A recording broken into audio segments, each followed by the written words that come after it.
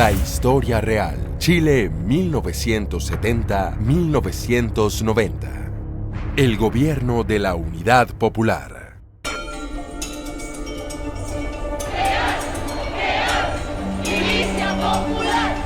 Chile en 1970 estaba, por supuesto, inserto en lo que pasaba en el mundo, porque estábamos en medio de la Guerra Fría.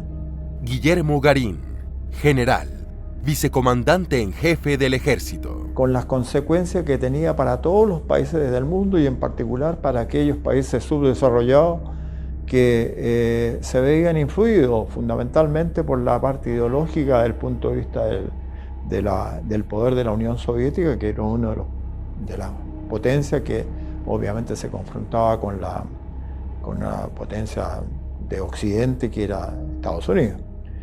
Y eso generaba problemas para los países pequeños que obviamente se veían afectados principalmente por el interés de la Unión Soviética de invadir ideológicamente nuestros países en Sudamérica.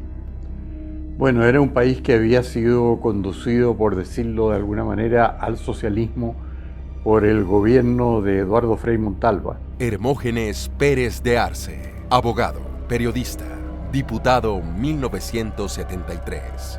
Que era un gobierno de centro-izquierda, demócrata cristiano, pero de orientación izquierdista, de orientación socialista. Recordemos que el año 1970 está terminando el mandato del presidente Eduardo Frei Montalva.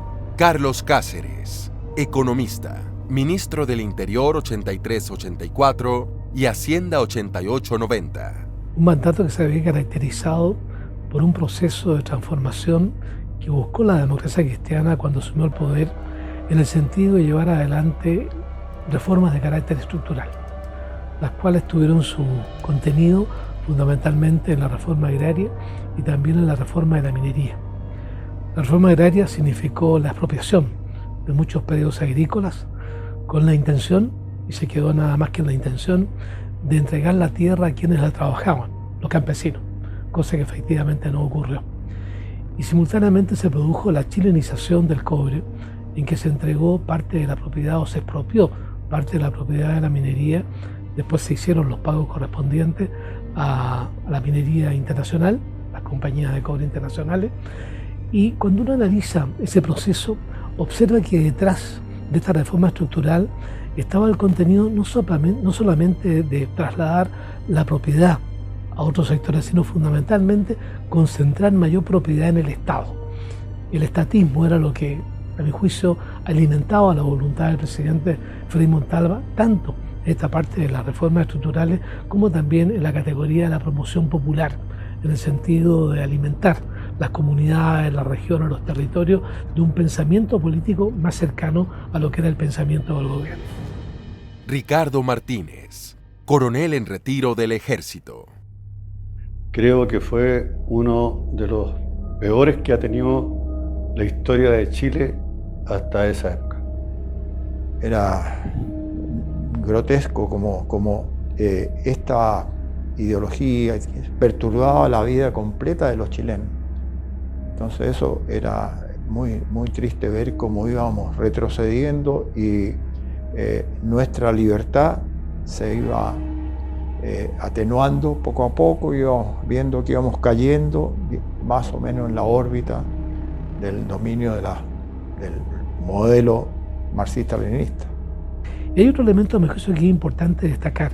Durante el gobierno del presidente Frei, el año 1967, el Partido Socialista hace una proclama que posteriormente tendría especial trascendencia en la vida del país, en que señala textualmente que la violencia es un instrumento para alcanzar el poder. La disgregación que se produce en la democracia cristiana, en partidos más de izquierda, como fue el MAPO, como fue la izquierda cristiana, fomentaron esta unidad en el sentido que la fuerza, la violencia, pasaba a ser un instrumento legítimo para alcanzar el poder. Y eso evidentemente genera un ambiente radicalmente distinto a lo que habían sido los años anteriores, en que la paz ciudadana era un elemento clave en las tareas de gobierno. Y entonces la situación en 1970 era, por una parte, de cierto estancamiento económico, por otra parte, una izquierda muy activa y muy revolucionaria. Y eso ocasionaba que la policía secreta del régimen tuviera que actuar contra los terroristas. Y eso originó una acusación de atropello a los derechos humanos que se tradujo en una presentación de 100 abogados socialistas, entre los cuales actuales estaba Ricardo Lagos, acusando al régimen de Eduardo Frei Montalva de tortura. Presentación ante la Corte Suprema. Eso se publicó en la revista Punto Final de agosto de 1970. Fue un suplemento completo. Y fue una acusación bastante sustanciada, parecida a las actuales, o sea, acusaban a carabineros de torturar a los milistas que caían presos y a la policía de investigaciones también. Pero esos servicios funcionaban en el sentido de combatir a los terroristas del MIR. Y lo nombro a él porque eran 100 abogados socialistas, por lo menos, que firmaban el documento. Y yo una vez se lo recordé a Ricardo Lagos en un programa cuando éramos ambos candidatos a senadores por Santiago del año 89. Y él dijo que era otro Ricardo Lagos, pero yo comprobé en la biblioteca que era él. Porque a él lo incomodaba naturalmente en ese tiempo. Él era aliado de Elwin y de la Democracia Cristiana. Pero efectivamente fue él. O sea, la acusación de torturas documentadas empezó en la Democracia Cristiana. El presidente Salvador Allende venía con la idea de instaurar un gobierno de extrema izquierda que perseguía en el fondo destruir todo el aparataje productivo de Chile, transformar la economía en una economía centralizada, que es la típica de los países comunistas, que eso significa de que todo dentro del Estado, nada fuera del Estado, y el Estado maneja todo, y también aumentar la toma de los campos productivos que había en Chile. Para que tengan una idea, más o menos, durante el periodo de Salvador Allende se tomaron 4.500 campos a lo largo de Chile, todos productivos. Bueno, Salvador Allende era un burgués en el fondo, en su modo de vida, pero siempre de ideas muy de izquierda. Y Allende sí era, yo diría que era marxista. Y el marxista no se detiene ante nada. Su lema era avanzar sin transar. Y eso lo refleja como extremista de izquierda que era. La meta nuestra es el socialismo integral, científico, marxista. Y había sido en algunas ocasiones adversario de los comunistas, en otras ocasiones el candidato de los comunistas. Con lo que se ha sabido después, publicaciones, Allende ya pasó a quedar totalmente sometido al Partido Comunista porque estaba incluso recibiendo dineros del KGB soviético. Y eso se supo por el archivo Mitrokin, que fue un desertor del KGB soviético, que reveló todos los detalles de incluso cómo se llamaba Allende en el KGB como agente en Chile. Su chapa era líder, ¿no? Y al líder se le pagaba, se le hacían regalos. Él hacía a veces peticiones de regalos. Por ejemplo, hizo una vez una petición de esas muñecas rusas que se van metiendo una adentro de otras que se llaman, creo que matrioshka, y le donaron una colección de matrioshkas. Entonces era una persona que en ese momento era el favorito del Partido Comunista también. Y eso quedó de manifiesto con los documentos que se han publicado después. Bueno, hubo tres candidatos. El candidato don Jorge Alessandro Rodríguez, que representaba la centro-derecha, era el representante de los partidos conservador, liberal y parte también del partido radical. Estaba también don Radomiro Tomic, que representaba a la Democracia Cristiana, y finalmente el candidato Salvador Allende, que fue el que finalmente triunfó en la elección, que representaba a los sectores de la izquierda más tradicional y también al Partido Comunista, dado que Pablo Neruda había dejado la candidatura y había permitido que el Partido Comunista apoyara la presidencia o la candidatura del presidente Salvador Allende. Ahí se produce un hecho muy importante también en la vida del país, en el sentido de que la diferencia de votos que hubo entre el candidato Alessandri y el candidato Salvador Allende fue una diferencia de 30.000 votos, prácticamente no significativa.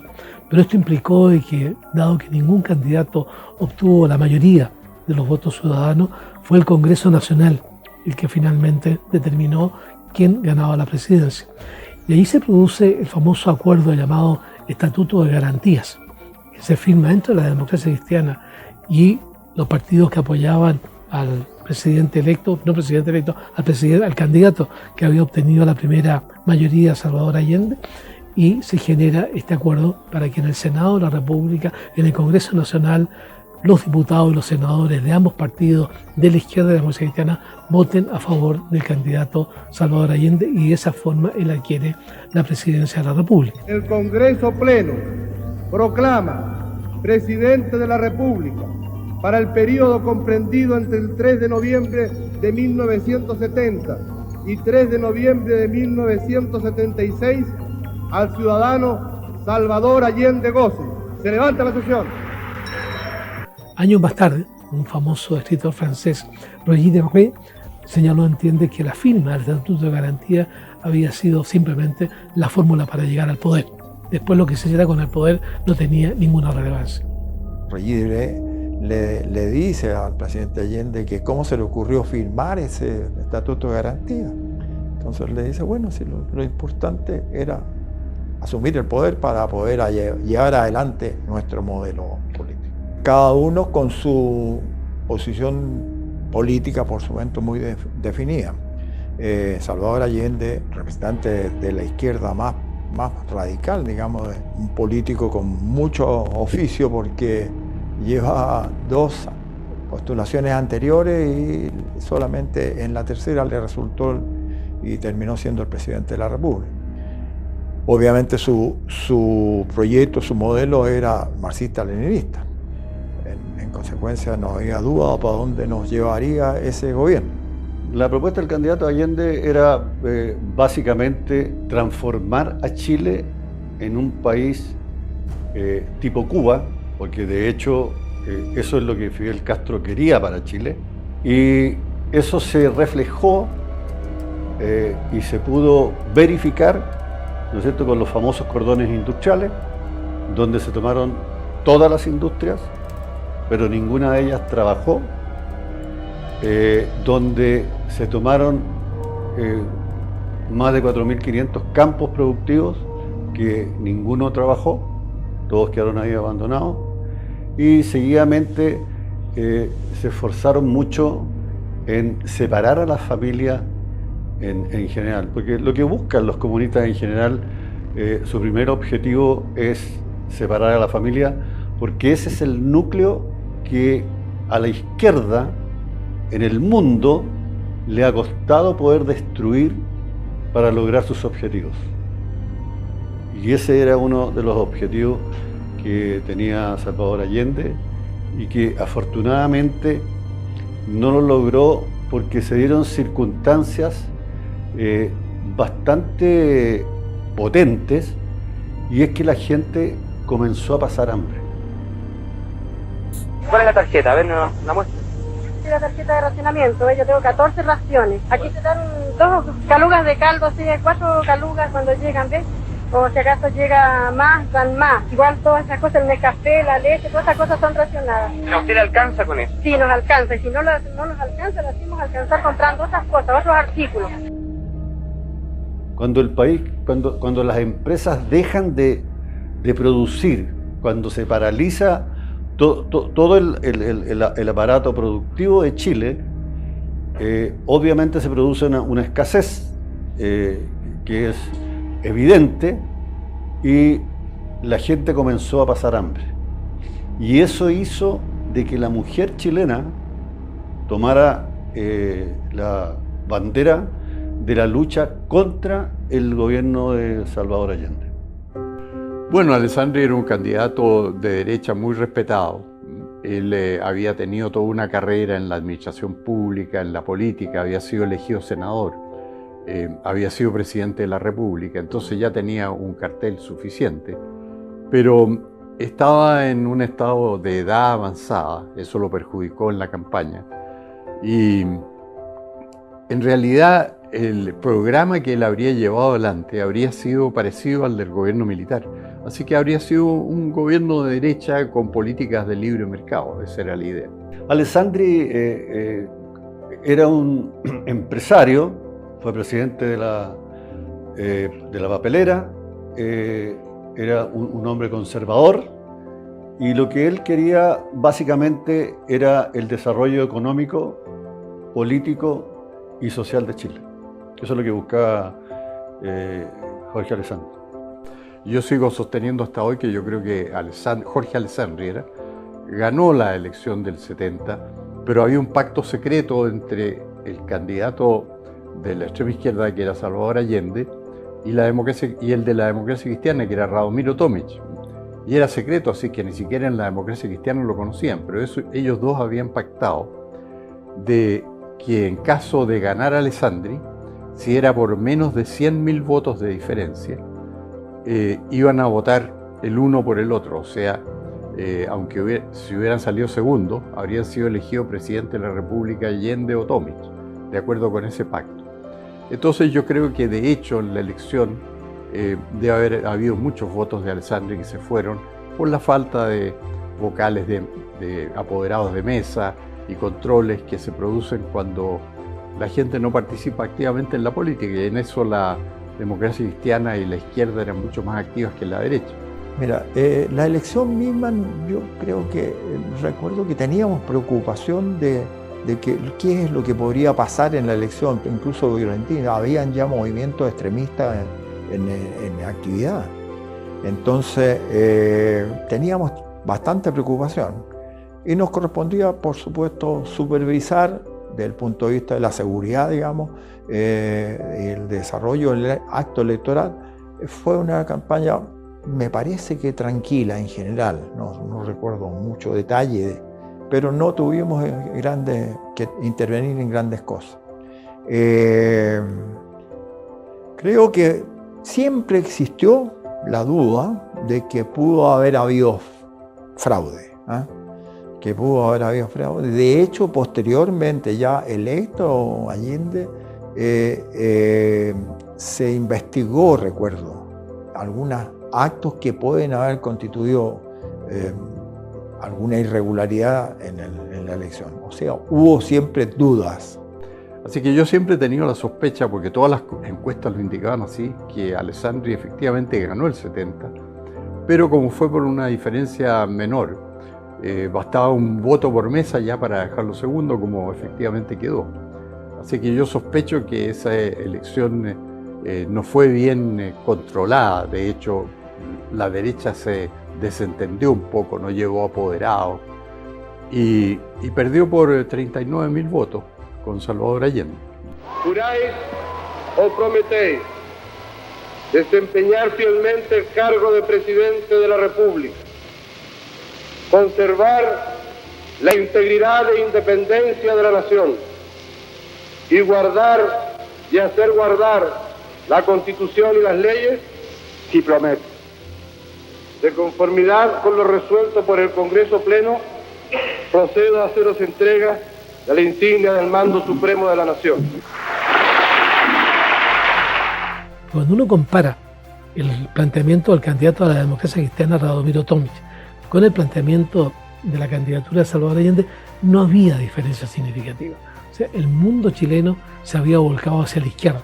Así que independiente que haya habido fraude o no fraude, si uno suma las votaciones de Tomic más la votación de Allende, el país estaba inclinado a una posición de izquierda que se había iniciado en el gobierno de la democracia cristiana. El presidente Allende no alcanzó la mayoría. En esos años no había segunda vuelta y por supuesto que fue necesario la intervención del Congreso para elegirlo presidente de la República.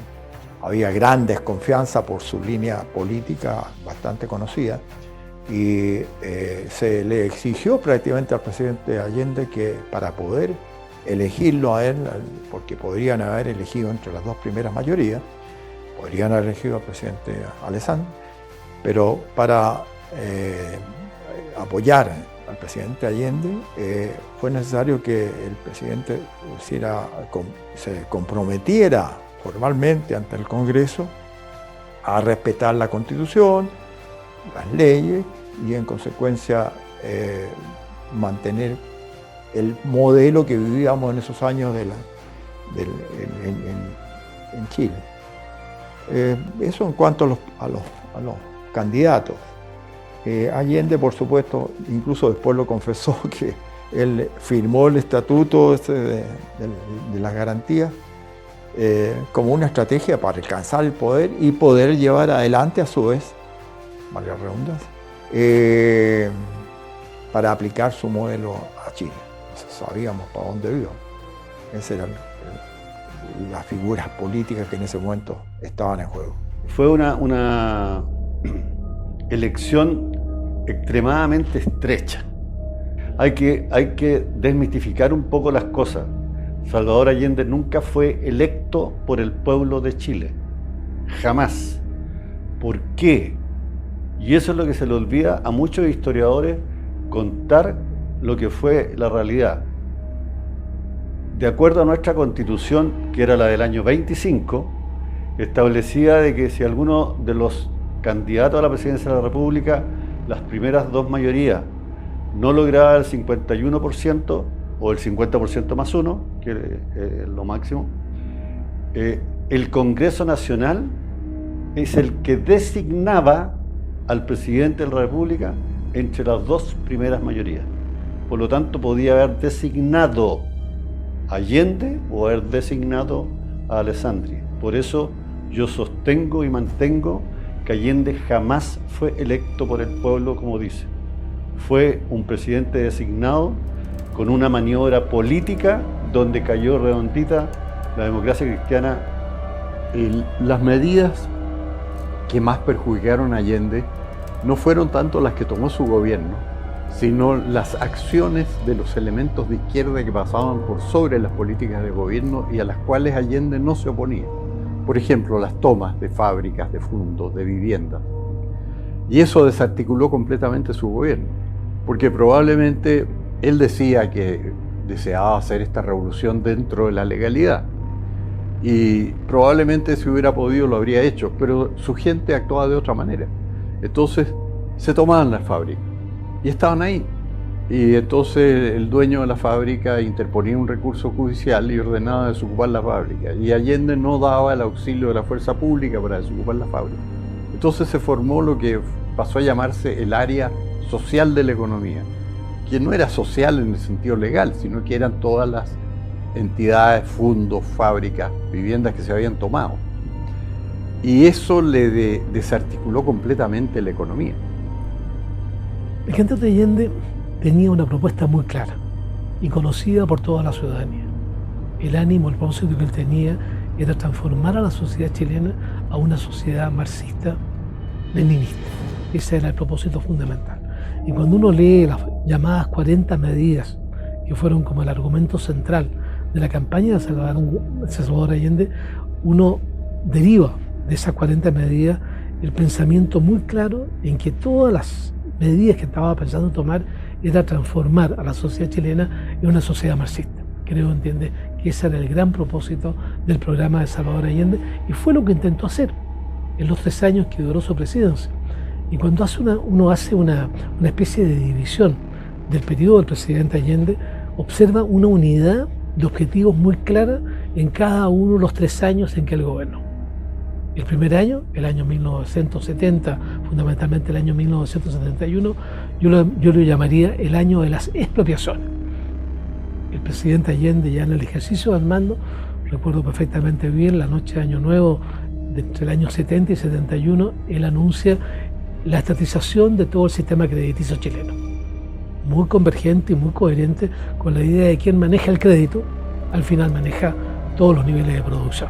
Una primera medida muy clara y muy precisa. Posteriormente vino la estatización de las minerías del cobre, segundo paso en el ánimo de concentrar el poder económico en manos del Estado, que se transforma posteriormente en poder político. El segundo año yo lo caracterizo por el año de la inflación. Y ahí recuerdo una frase de un pensador marxista muy clave en lo que ha sido la concepción marxista, que señalaba que la mejor manera de destruir el sistema capitalista era destruir el valor de la moneda. Cuando se pierde el propósito de la moneda, que es servir como medio de intercambio, ahí surge inmediatamente la necesidad que una entidad superior comience a administrar el proceso de intercambio de bienes y servicios. Y eso Allende lo tenía muy claro, y la inflación, el ministro de Hacienda en ese entonces era don Américo Zorrilla, persona recordada de memoria, un obrero gráfico del siglo, sin tener tampoco las competencias profesionales para ejercer el cargo, aumentó el gasto público de forma desmedida. En ese entonces no había un banco central autónomo e independiente, y eso se traducía finalmente en creciente proceso de inflación.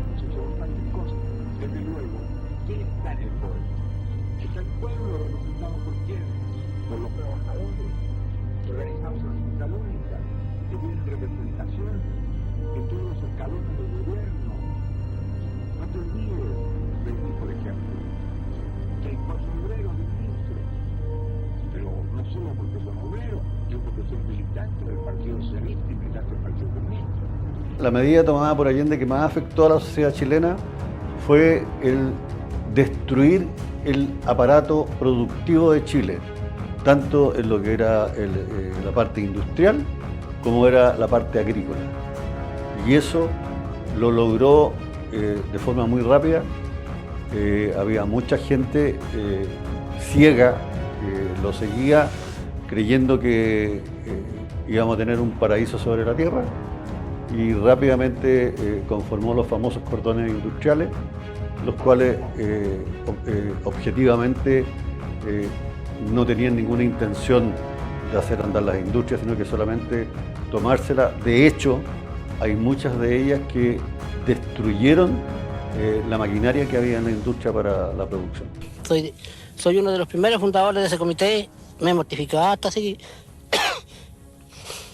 Quiere que los compañeros también se mortifiquen y estamos unidos por la unión para echar abajo los patrones. ¿Y usted, compañero, a dónde trabaja? En CIEM Ditela. ¿Dónde? CIEM Ditela. O sea, usted es obrero industrial. Sí, dirigente del cordón Vicuña Maquena. ¿Y aquí está haciendo acá la toma de fuga? Nosotros vemos que es necesario unir la clase obrera con los compañeros campesinos para golpear así junto a los patrones, en la medida, digamos, que los problemas que tenemos son problemas conjuntos y que tenemos que solucionar y buscarle una solución como clase. ¿Y cómo ha resultado esta unión obrero-campesino aquí en Maipú?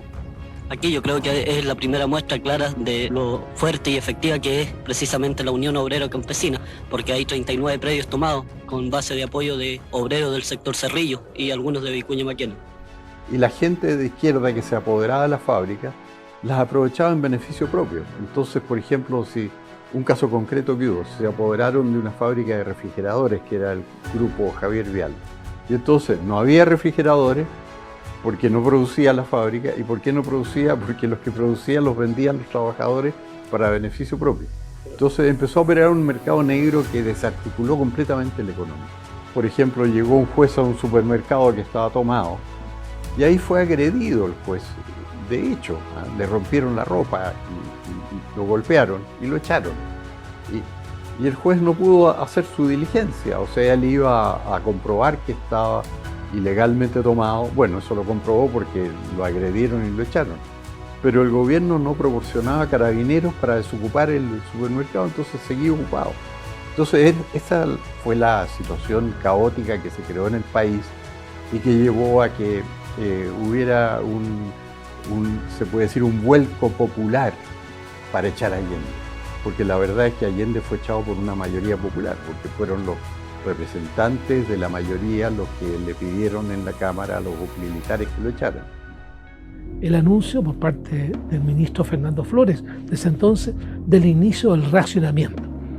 La escasez que se había producido como consecuencia del deterioro de la actividad productiva llevó al gobierno del presidente Allende a la exigencia de colocar tarjetas de racionamiento, que al lado entiende ser una medida económica de distribuir los bienes, tenía también un sentido político.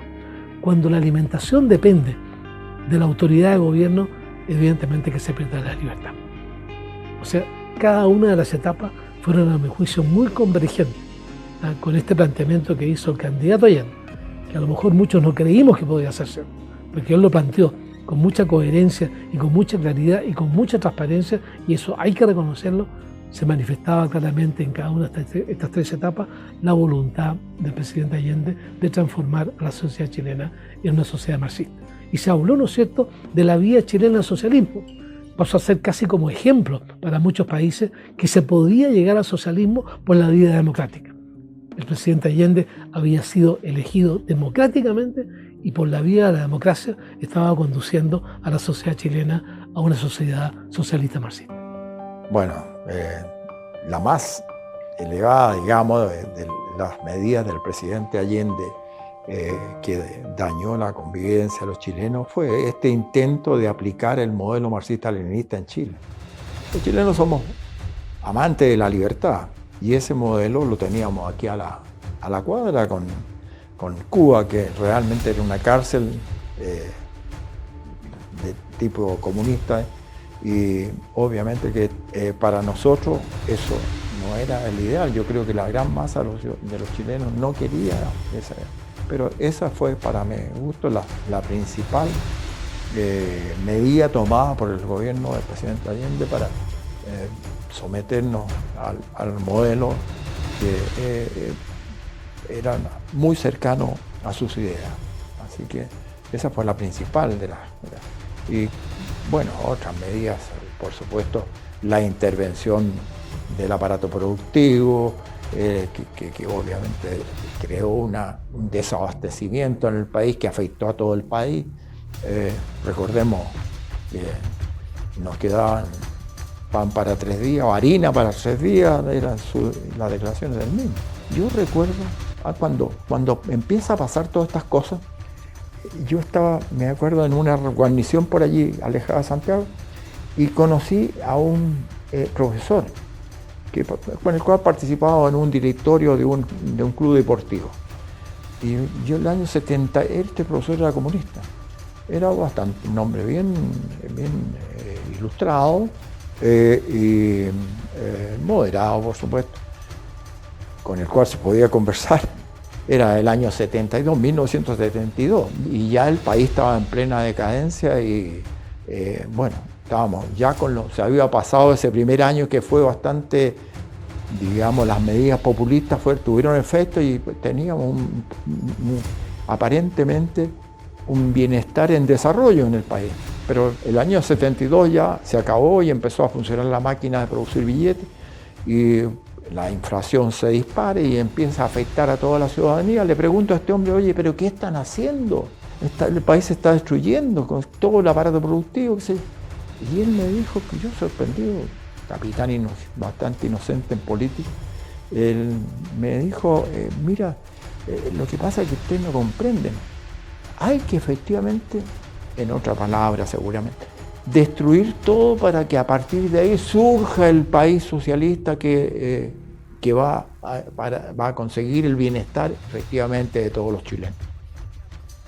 Con eso yo me quedé vacunado inmediatamente y sabía para dónde íbamos y cómo íbamos. Y yo ahí mismo pensé, fíjate, y esto es una cosa, una infidencia, porque no se lo contaba a nadie, pero me di cuenta que esto iba a terminar en manos nuestras. El llamado a crear, fortalecer y multiplicar el poder popular, el poder de los comandos comunales, el poder de los obreros y los campesinos. Los revolucionarios y los trabajadores deben de inmediato extender las tomas de fábricas y fundos, multiplicar las tareas de defensa, impulsar el poder popular como gobierno local autónomo de los poderes del Estado. Lo que pasa es que el factor Fidel Castro fue gravitante en el gobierno de Salvador Allende. Intervino mucho, podríamos decir, en la política interna, llenó el Estadio Nacional, habló horas ahí, se veía como que tenía un respaldo popular grande, pero él se desilusionó de lo que vio en Chile en cuanto vio que el gobierno estaba fracasando en llevar adelante una política que fuera viable, ¿no? Recordemos que el año 1959 ocurre la Revolución Cubana. Asume Fidel Castro el mando de la nación Y allí se genera una reacción por parte de Estados Unidos en el sentido de que la llegada de Fidel Castro a la presidencia de un país latinoamericano podría significar una influencia del pensamiento marxista en el resto de los países latinoamericanos. Y el presidente Kennedy, como una manera de contrarrestar esta evidente influencia que podía tener el mundo marxista en Latinoamérica, establece lo que se llamó la Alianza para el Progreso. Una alianza que implicaba de que Estados Unidos le iba a entregar recursos de crédito y de ayuda a los países latinoamericanos en la medida que estos países llevaran adelante las denominadas reformas estructurales. Chile fue el campeón de esa reforma en el gobierno de Frei y en el gobierno de Allende. Y desconozco si recibió algún dólar proveniente de la Alianza para el Progreso, pero las reformas estructurales finalmente se hicieron. Lo que quería Cuba era precisamente de que tuviera éxito el gobierno de Allende para así poder ir instalando gobiernos de izquierda en el resto de los países de América Latina. Y por eso que era tan importante y hay que acordarse de que cuando vino Fidel Castro a Chile, estuvo un mes en Chile, cosa muy poco habitual. Las visitas de los jefes de Estado, si se le puede llamar jefe de Estado a un dictador, como Fidel Castro, no duran más de 3 días, eso es lo que dice el protocolo internacional. Por lo tanto, él lo que vino a hacer es a controlar cómo iba avanzando el proyecto llamado Salvador Allende en Chile. Entonces, él durante la visita declaró que él se había hecho mucho más extremista y más socialista y más radical de lo que había llegado, porque había visto en Chile cuál era la consecuencia de permitir que existiera una oposición y que existiera libertad de prensa que denunciaba todas las situaciones que pasaban, cosa que en Cuba él no permitía. Entonces, en Cuba todavía no había registrado una decadencia tan grande como la que vino después, pero ya tenía muchos problemas. Entonces, en el fondo él dijo, eso lo dijo públicamente, me voy mucho más extremista, dijo, radical y socialista que nunca, porque se dio cuenta de que el socialismo en democracia no funciona, y eso es lo que él comprobó en Chile. Y eso es verdad, el socialismo en democracia no funciona, no ha funcionado en ninguna parte. La influencia de Fidel Castro, yo creo entiende que él vino a apoyar la gestión del presidente Allende. Se había consolidado este pensamiento marxista y él veía, entiende que Allende mostraba una cara distinta, en el sentido de que por la vía democrática se podía llegar al socialismo marxista. Y por lo tanto, él se consideraba con la necesidad de darle el apoyo con su visita, que originalmente era de pocos días y se transformó en una visita muy larga, digamos, que prácticamente recorrió buena parte del país, y al final poco menos que Allende ya le decía, hasta bueno ya, ¿no es cierto?, mejor que se vaya, con los discursos que pronunció en el Estadio Nacional y que generaron evidentemente bastante molestia por esta permanencia tan prolongada, que ningún presidente de la República, que está evidentemente preocupada por lo que acontece en su país y viaja, ¿no es cierto?, por periodos muy cortos de tiempo, esta estadía significaba que Fidel Castro le daba una especial importancia a lo que estaba ocurriendo en Chile. Y se constituyó prácticamente en un activista de alto rango, digamos. Y yo creo que esa fue la finalidad y por supuesto, como era un orador, por lo menos muy prolongado, por decirlo entre comillas, la gente lo escuchaba. Y como había operado una propaganda y el manejo comunicacional para promocionar a Fidel Castro, tuvo su público y bueno, yo creo que también sirvió para que los que no comulgaban con esas ideas se dieran cuenta de cuán poderoso era el efecto de la participación de Cuba en estos modelos de gobierno que se trataban de incorporar a los países, especialmente subdesarrollados de Latinoamérica.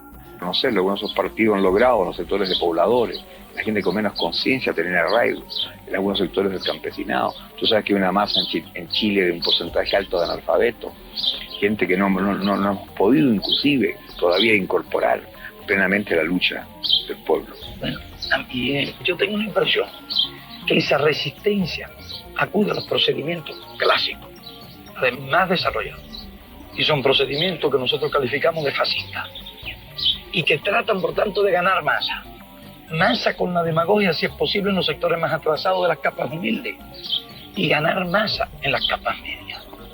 Y entonces ahora falta una cuestión por demostrar: si esos intereses se resignarán pasivamente a los cambios de estructura que la Unidad Popular y el pueblo chileno han querido llevar adelante.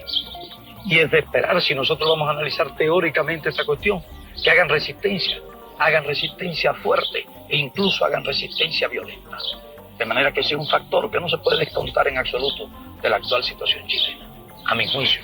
Que hagan resistencia fuerte e incluso hagan resistencia violenta. Había libertad de prensa, pero con atentados contra la libertad de prensa por parte del gobierno. Cerraba diarios con frecuencia.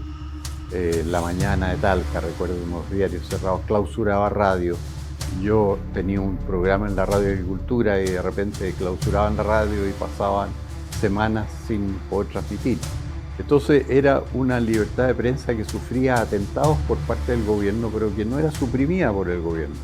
El diario El Mercurio en toda su historia nunca había sido suspendido de circulación y un juez de izquierda decretó la suspensión del Mercurio y dejó de salir varios días.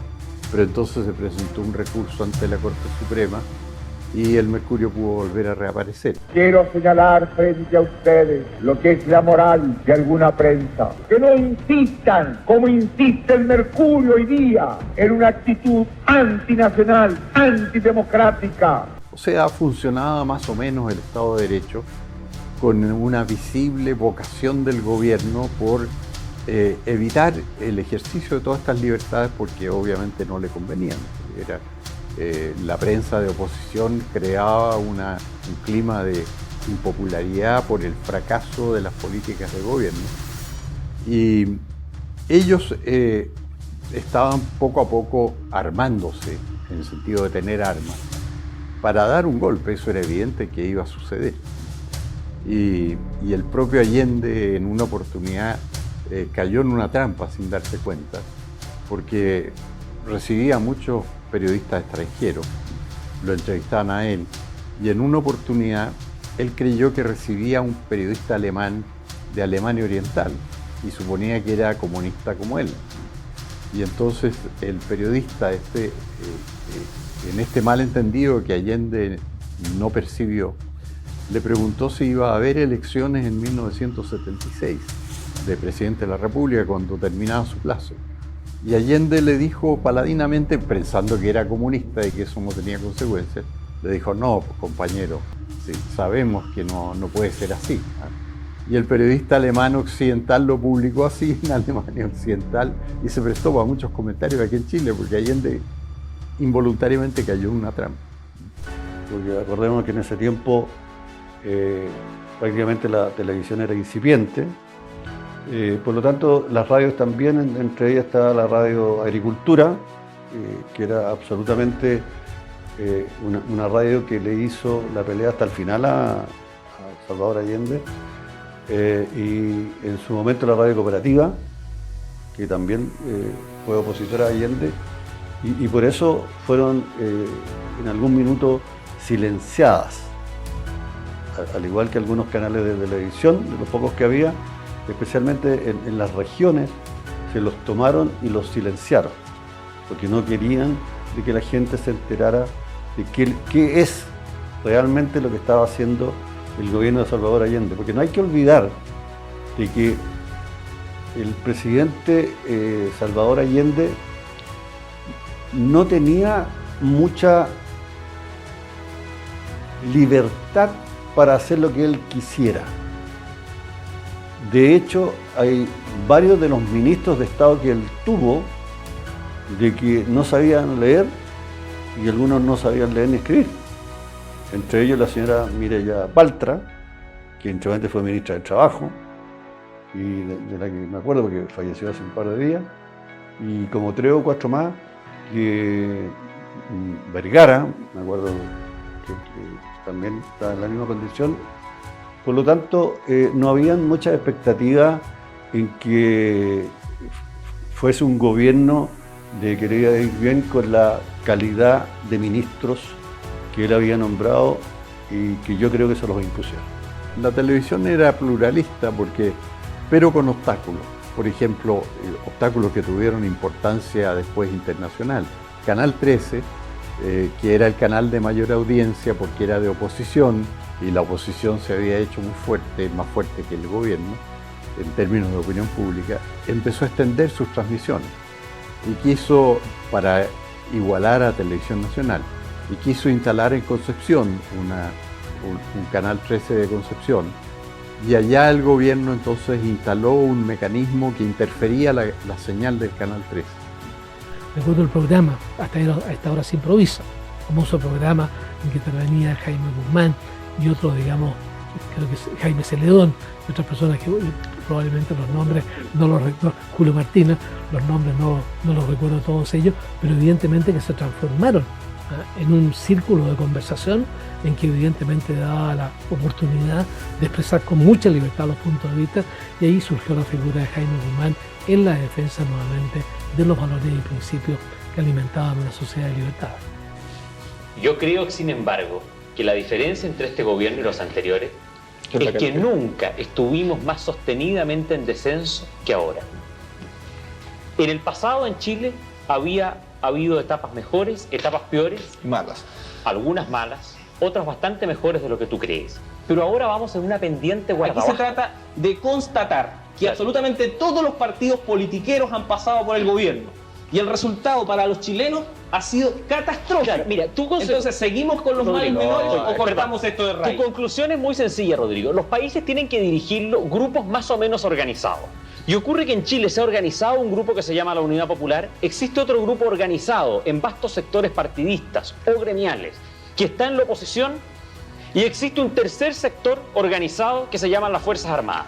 Tu argumentación, a mi juicio, es la que conduce en forma más clara y más evidente a la conclusión de que si no puede gobernar ninguno de esos dos otros sectores civiles, no quedan más que las Fuerzas Armadas.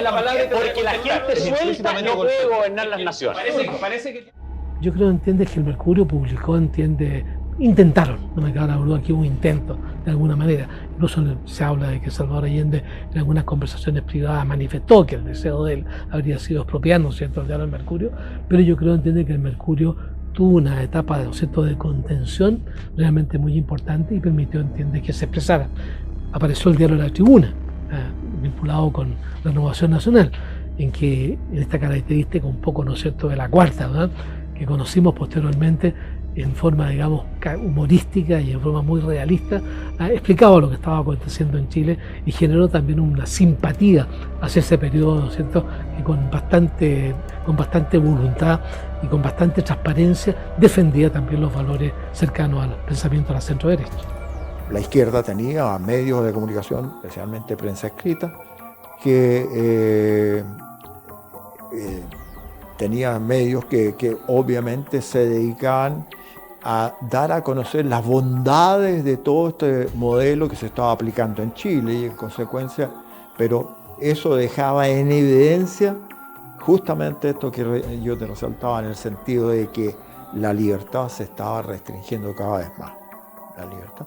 Y podíamos tener, como teníamos el modelo aquí, como digo yo, a la vista en Cuba, estábamos viendo que nuestro país podía pasar a integrar este grupo de los países subyugados por la Unión Soviética a través de Cuba, como también quedó en evidencia la presencia de muchos cubanos en Chile, que eran no solo activistas, sino que algunos soldados, entre comillas, de la causa de ellos.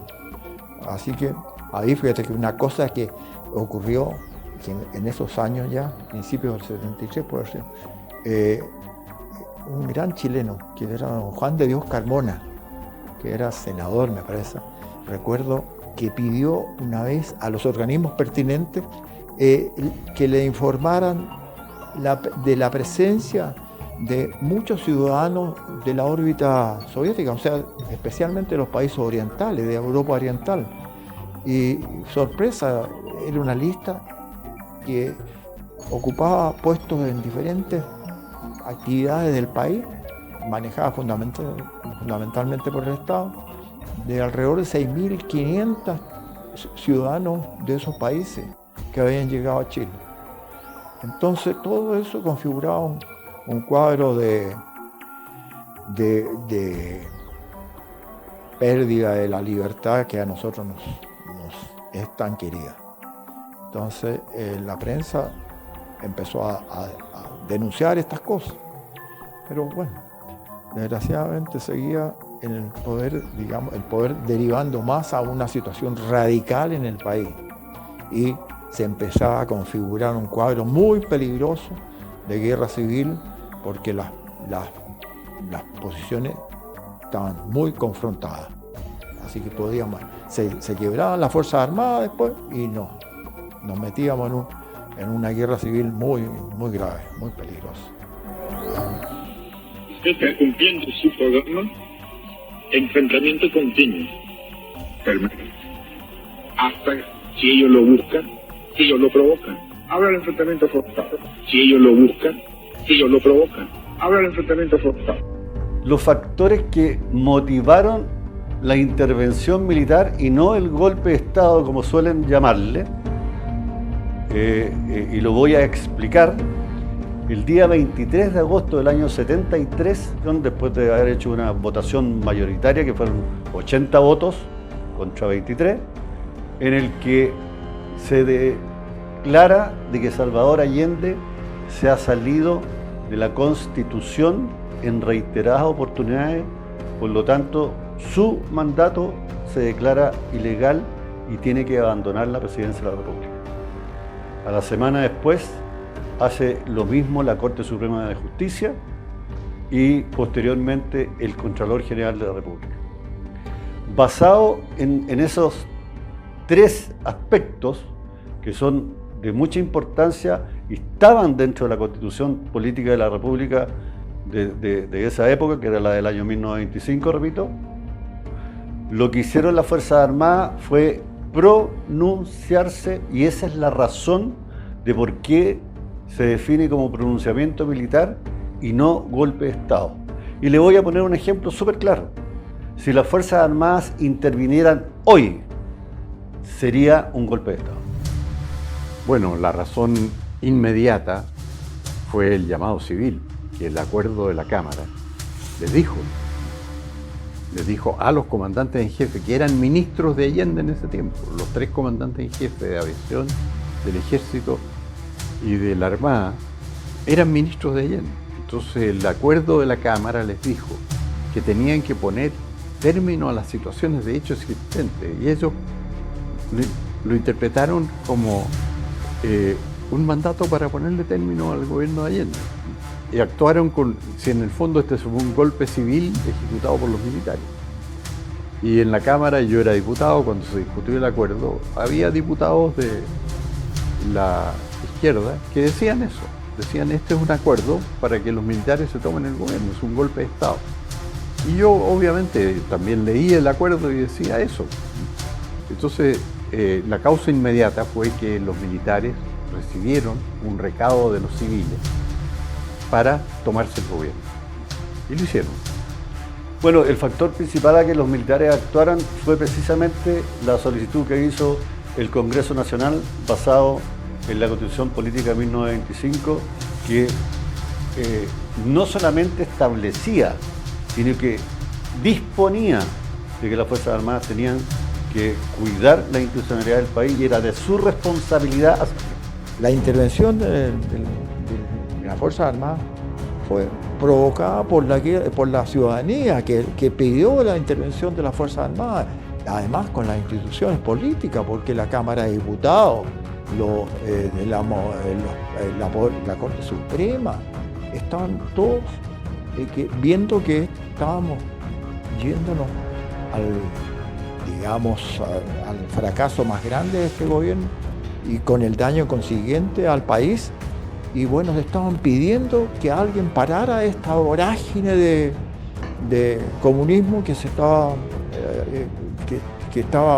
llevando adelante este modelo destructivo para todo lo que era nuestra institucionalidad y nuestra convivencia entre los chilenos. Así que no me cabe la menor duda que eso fue la principal causa que nos llevó a la intervención, ¿no?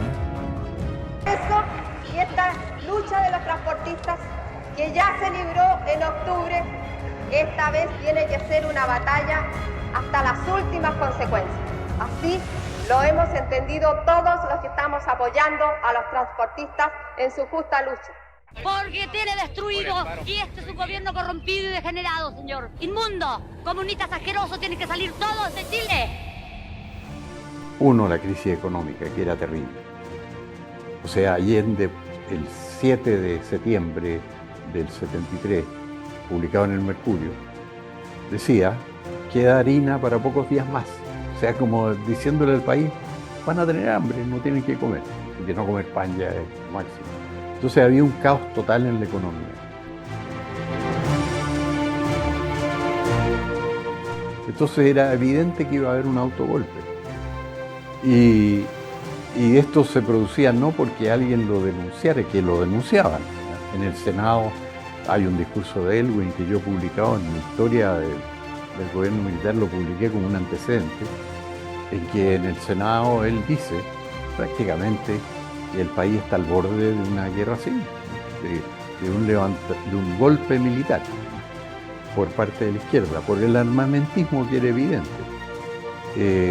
Se hizo tan evidente que en una oportunidad hubo un accidente de tránsito de una camioneta que iba llena de armas ilegales, y cuando llegaron los carabineros hicieron un parte y la camioneta era registrada a domicilio del Palacio de la Moneda y estaba a nombre de la secretaria personal de Allende, que se llamaba Miriam Contreras, y estaba llena de armas. Entonces, todo eso se fue revelando y fue muy importante para formar un clima de opinión de que aquí iba a haber un golpe de parte de la izquierda.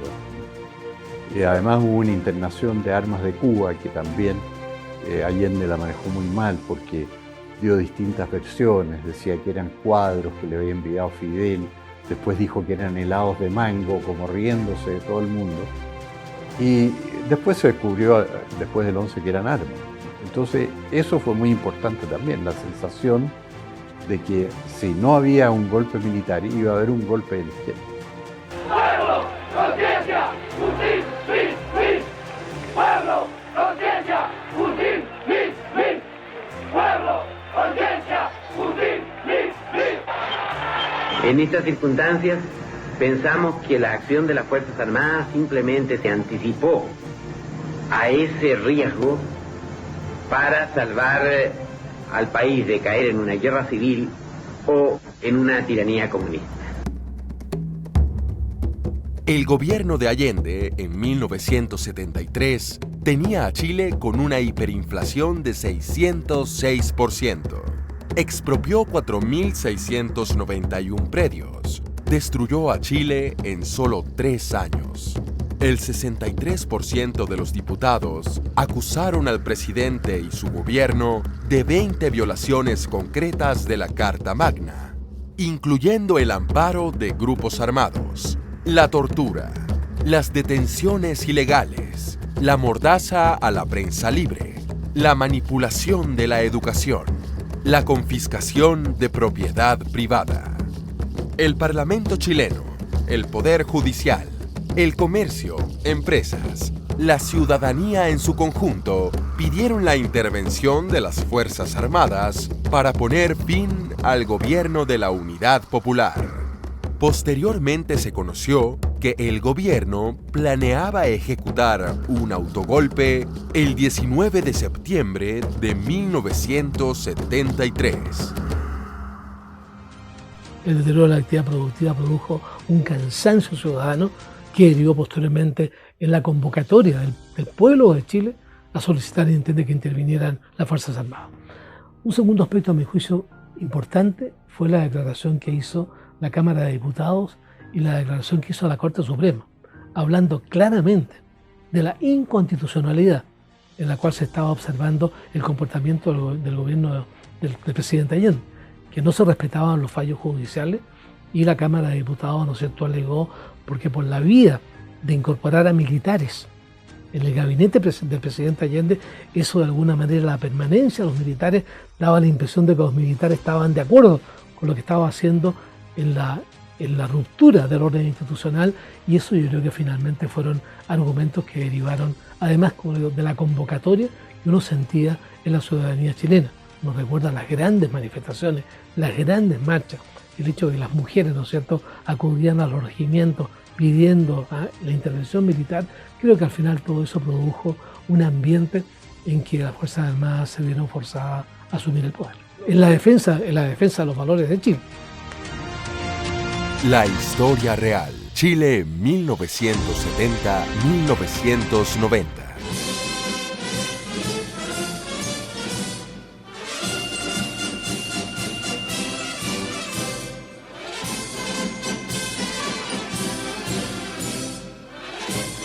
Dado que la izquierda se ha dedicado a escribir la historia, haciendo desaparecer gran parte de ella, falseando y adornando la realidad de los hechos. El documental La Historia Real, Chile 1970-1990, muestra el lado que se ha ocultado en Chile por 50 años. Se busca enseñar a quienes fueron educados con información falsa e incompleta y que no vivieron la época. Una verdad escrita en la experiencia personal de quienes sí la vivieron. Se usaron imágenes reales de lo que sucedió en Chile. Una verdad que la prensa no cuenta, pero que existe. Si usted desconocía la realidad que se exhibió, esperamos que ahora se dé cuenta que le mintieron todo el tiempo.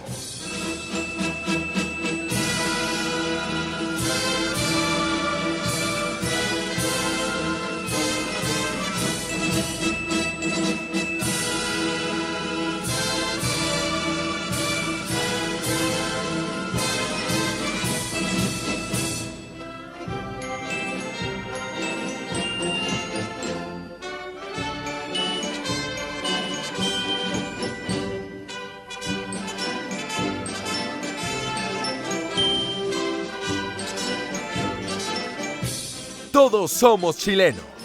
Tenemos que querer nuestro hermoso país.